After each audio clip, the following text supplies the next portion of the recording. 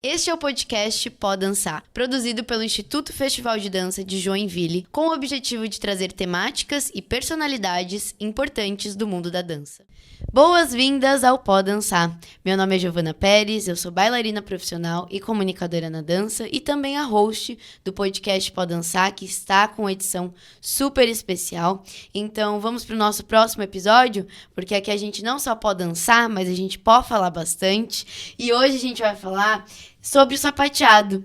E a gente trouxe ela, que é tap dancer, professora, coreógrafa, e hoje destaca o seu olhar para o ensino do tap dance infantil. Érica Oliveira, seja muito bem-vinda. Obrigada, prazer estar aqui, Giovana. Prazer é nosso de receber uma dançarina de sapateado, gente, uma sapateadora incrível. A gente quer muito saber como que é a vida, né, de uma sapateadora profissional e que se dedica tanto a essa modalidade, que é uma das modalidades que eu mais amo na dança, assim.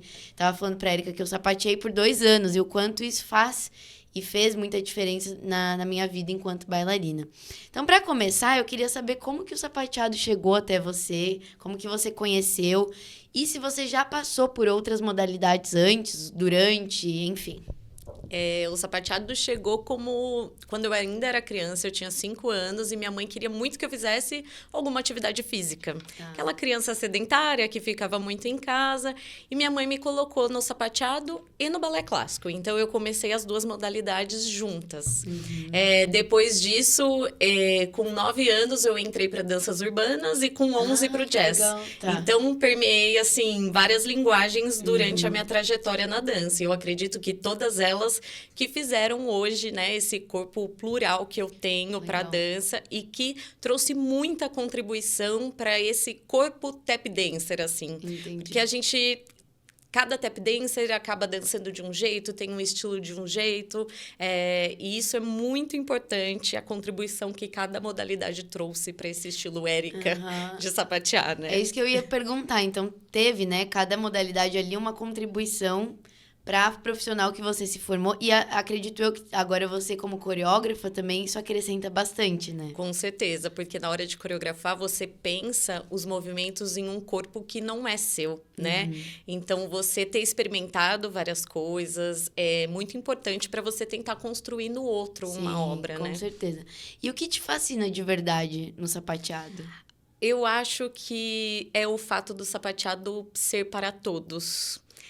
Nós temos muitos sapateadores que sapateiam até a maioridade, assim, 50, 60, 70. Esses dias eu vi um vídeo na internet, a senhorinha fazendo 90 anos. Uau, e super viva ali com o sapateado dela. Então, eu acho que isso é uma coisa que fascina muito, a longevidade que o sapateado pode ter no corpo do tap dancer, assim. Que legal. Porque a gente sabe que algumas linguagens têm limitações. Exatamente. Né? E o sapateado, acho que ele permite um pouco mais. Sem contar que fazer música com os pés, né? Ter ali nos seus pés um instrumento é sensacional. Você pode dançar sem um acompanhamento musical. A música pode ser feita através do seu corpo. Exatamente. Não, eu morro de vontade de voltar a sapatear, porque eu lembro que na época era muito legal ver que eu conseguia fazer a música com os meus pés. E a questão da coordenação é algo que é muito requisitado no sapateado. Sim, eu sempre falo que a coordenação motora é um dos pilares do sapateado. Mas não é algo que as pessoas falam assim, eu não tenho coordenação, então eu não vou fazer sapateado, eu não vou tentar. Gente, coordenação a gente cria, a gente aprende. A gente precisa se sujeitar à aula, a gente precisa ir para a aula treinar. A gente consegue adquirir. É uma habilidade super treinável. Super. Então, Legal. Se você é criança, se você é adolescente, se você é adulto, não tem problema. Você precisa se propor, estar disposto a isso. É algo que você adquire. Legal. E que é muito importante para o sapateado, com certeza. Claro. E quais outros pilares do sapateado que você acredita que são tão importantes quanto? Acredito que ritmo, né? Coordenação motora e muita transferência de peso. Tá. Que é um processo no sapateado que é difícil. Essa transferência de direita para esquerda, frente para trás. Porque nós temos ali 2 chapinhas em cada pé, né? Então, você começa no básico, só com um pé, depois só com o outro. Aí você começa a fazer uma coisa num pé, outra coisa no outro pé, uma coisa com a plaquinha da frente, outra coisa com a plaquinha de trás. E esta complexidade de transferência de peso também é algo que é difícil, mas que é super possível de treinar e de adquirir. Então, eu sempre falo que esses são os principais pilares, tanto para o sapateado infantil, quanto aí para o... É isso. Isso que eu ia falar. E também não tem idade para começar. Assim, idade para começar tem, para ter uma noção e tal, mas né, não, é realmente para todos, né? Como você disse. Inclusive, existe o sapateado infantil, que é a sua especialidade. Eu queria que você comentasse como que surgiu essa sua vontade de ensinar as crianças. Na verdade, quando eu comecei a dar aula, não foi uma coisa assim, nossa, vou me profissionalizar, vou me formar professora. Era uma coisa assim, eu me destacava como aluno. E aí, a minha professora olhou e falou, olha, tô precisando de monitora, vem me ajudar, né? E aí, do nada, eu já vi que eu estava com uma turma em sala de aula. E aí, eu me peguei, poxa, como que eu vou dar aula para essa turma? E eu tinha o exemplo dela, que era uma ótima professora, eu tinha a vivência dos cursos que eu tinha feito ali aos meus 14 anos de idade, mas eu precisava dessa coisa do... Eu aprendi na prática, né? Com as ferramentas que eu tinha do exemplo que eu tive, mas também na prática. E quando eu passou ano após ano, e eu peguei uma turma de 5 anos de idade. Aí eu falei, poxa, é mais difícil ensinar para uma turma de 5 anos do que para uma turma de 10, que é a que eu tinha começado. Porque a turma de 10, para quem dança sapateado, vai entender o que eu tô falando. Você ensina um shuffle step heel, uma coisa mais básica, mais tranquilo. E para uma turma de 5, que as crianças estão aprendendo ali a ficar em pé, a se equilibrar num pé só, né? O que eu vou ensinar, né? E esse foi o seu maior desafio? Foi, com certeza. Com certeza. Porque eu sempre trabalhei com todas as faixas etárias. Todas. E hoje eu leciono para todas as faixas etárias. Mas eu acho que o que mais me chamou a atenção, a olhar para o sapateado infantil é isso, porque você vai nos cursos e os cursos te dão uma base do como ensinar para o intermediário, o avançado, o iniciante, mas o sapateado infantil a gente não tem material para isso. E aí, na prática, eu fui vendo que funciona. Eu também sou professora de baby class. Então, quando eu colho o material, eu vejo que tem muito material lúdico para o baby class. E aí eu pensei, por que não trazer isso para o sapateado? Entendi. Eu sei que existe uma cartilha do TEP hoje, que é a Susan Baskerville de Santos, que leva isso. Mas eu nunca fiz o curso dela, mas eu sei que é muito interessante, que também foca no trabalho do sapateado infantil. Mas aí eu falei, poxa, por que não trazer isso para o sapateado? A ludicidade e toda essa brincadeira. Exatamente. Fazer essa aula com tanta concentração e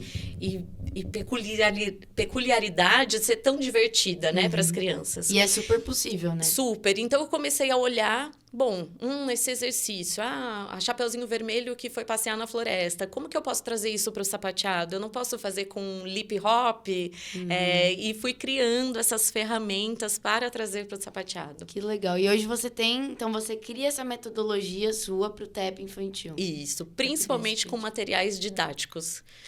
Então, eu penso no bambolê, não é só o bambolê que elas vão girar na cintura. Como que eu vou fazer isso? Como que eu vou usar o bambolê para o sapateado, né? Entendi. Então, eu trabalho bastante com esses materiais. Eu confecciono alguns também, porque eu adoro essa parte manual. Eu falo que é um pouco do artesanato. Né? Eu falo que é um pouco da minha terapia. Então, já que eu vou criar aula, eu também vou participar desse processo criativo de confecção. Então, eu trabalho bastante com esses materiais pedagógicos. Que legal. E você se profissionalizou no sapateado? Você atuou como sapateadora? E você atua ainda como sapateadora? Sim, eu continuo dançando, continuo sapateando. Eu acho que eu não abro mão de estar em cena, porque é no palco que uma parte de mim se realiza também. Eu lutei bastante para me entender e me aceitar como professora. Entendi. Porque eu queria muito só o lado do tap dancer ali em cena, mas nunca deixei de dar aula, Mas hoje eu entendi que a sala de aula é onde eu me realizo também. Então, eu acho que enquanto eu conseguir levar as duas vertentes, a Érica tap dancer, né, e a Érica professora, eu acho que eu vou ser muito feliz continuar. E você já pensou em carreira internacional? Porque, por exemplo, o sapateado ele é muito grande nos Estados Unidos e tal, né? Muito falado. Eu até quero que você comenta como que é a cultura do sapateado no Brasil em relação a isso, como que o público enxerga, não só o público leigo, mas o público da dança. Então, eu queria saber, já passou essa ideia de você ter essa carreira internacional? Acho que todo sapateador pensa nisso. Eu acho que se não ter a vida lá, de repente ir para lá... Uma experiência. Continuar a formação, porque o tap dance nasceu lá. Né? Então, é lógico, eles estão alguns passos à nossa frente. Hoje, eles conseguem... A gente tem muitos profissionais que vêm para o Brasil oferecer cursos, workshops. Nós temos uma gama de workshops aqui no Brasil que aumentou consideravelmente nos últimos anos. Então, a gente consegue ter acesso a eles com muita facilidade, até por conta da internet também, que vem facilitando a nossa vida. Então, assim, eu tenho muita vontade de estar lá e fazer os workshops, os cursos. Tem DC Tap Festival, queria muito conhecer LA Tap Festival, que são, assim, coisas que todo sapateador acho que sonha. Eu sei também que tem um curso de formação na American Tap Dance Foundation, que é da Brenda Bufalino. Pouquíssimos sapateadores aqui do Brasil já fizeram. Então, é um sonho também poder fazer esse curso de formação. Mas, enfim, acho que morar lá talvez não, porque eu acho que o sapateado aqui do Brasil também tem que continuar. É isso. Né? Mas eu acho que fomentar a arte... Acho que sim. Acho que a gente tem que buscar na fonte. E olha só que legal, né? Porque a gente sempre tá falando nos vários episódios aqui do podcast na pluralidade de carreiras na dança. Que não é só o fato de você se tornar um bailarino clássico, né? Mas esse caminho do sapateado é muito possível e possível, inclusive, no Brasil, né, Érica? E você, com certeza, é a prova disso tudo. Isso é muito bacana. E aí, eu queria saber a questão do sapato do sapateado, né? Como escolher, quais que são os critérios? Porque a gente tem os critérios. Escolher uma sapatilha de ponta, meia ponta e tal. E eu queria saber quais são os critérios do sapato. Olha, o sapato, eu considero um sapato ideal é aquele que você se sente à vontade e confortável, né? Existem pés mais gordinhos, pés mais magrinhos, então eu acredito que isso faça muita diferença. Mas a gente tem hoje modelos de boneca, que a gente fala que é aquele de fivelinha, que tem o saltinho, e o modelo masculino, que é o do cadarço. As crianças gostam muito do boneca, porque tem o saltinho, é um modelo mais feminino. Então, elas gostam muito de iniciar com esse sapato. E pro que elas fazem, é super tranquilo. Então, acho que vale a pena elas começarem com o que elas gostam, que faz a carinha delas. A partir de um momento, no sapateado, 9, 10 anos, alguns passos já exigem um pouquinho mais de complexidade. Então, o sapato que amarra, né, o do cadarço, ele fixa melhor no pé e possibilita esses passos um pouquinho mais complexos. Entendi. Então, acho que é legal fazer essa troca. E existem também sapatos que são moles no meio e durinhos. Eu sempre aconselho o durinho, porque dá uma estabilidade melhor no pé, principalmente para os passos que a gente tem que fazer em toe point, né? Porque a gente também sobe na pontinha do pé. Exatamente. Então, acho que o durinho dá mais estabilidade. Que legal. Agora, temos várias marcas no mercado. Exato. Isso vai de gosto e de bolso. O bolso também é bem importante, né?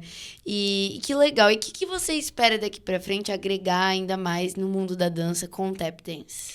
Eu tenho muita vontade de contribuir na formação de professores.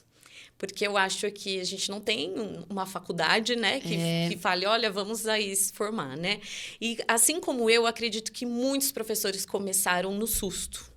E se a gente conseguir ajudar o outro, sentir o que deu certo na nossa carreira, eu estou aí há 20 anos, 24 anos na sala de aula, o que deu certo para mim pode dar certo para o outro. E eu não quero oferecer isso para o outro como uma fórmula, mas uma inspiração para ele fazer do jeito dele, para ele encontrar novos caminhos.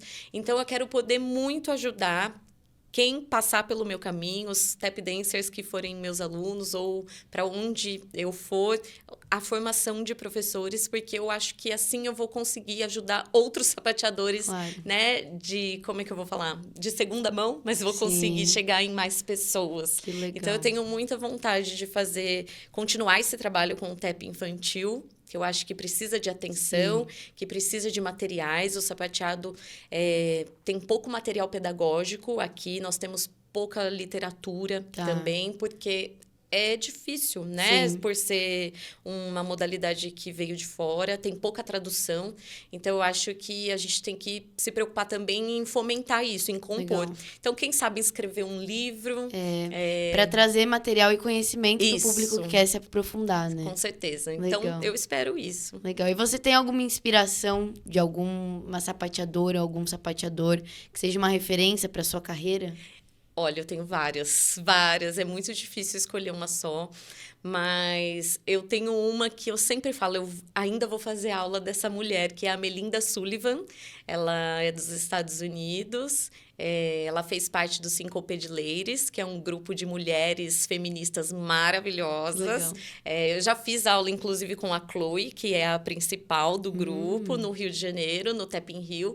Mas a Melinda eu nunca tive o prazer de encontrar. Ela nunca esteve aqui no Brasil, e se ela esteve, eu não consegui estar, não lembro.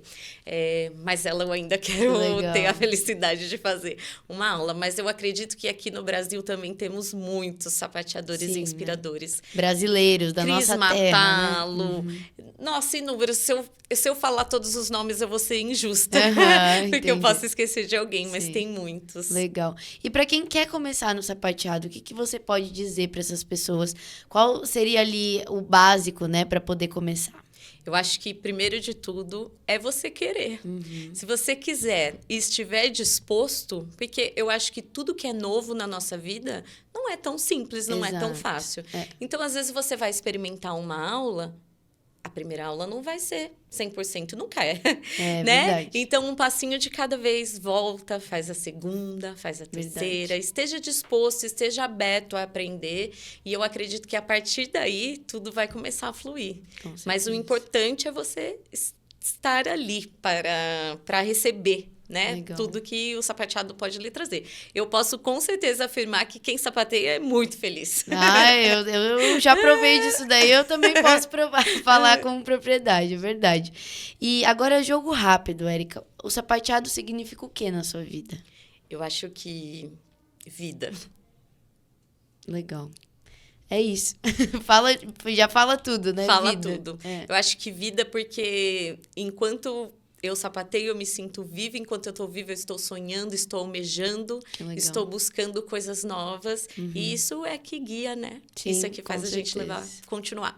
Obrigada, Érica, pela sua presença aqui, por estar compartilhando essa trajetória linda no sapateado e abrir os olhos também pra gente no mundo da dança, que também é possível e é muito possível esse caminho do sapateado. Então, muito obrigada e parabéns pela sua trajetória como sapateadora, como professora, e que continue assim, fomentando essa arte que também é tão linda, que é o sapateado.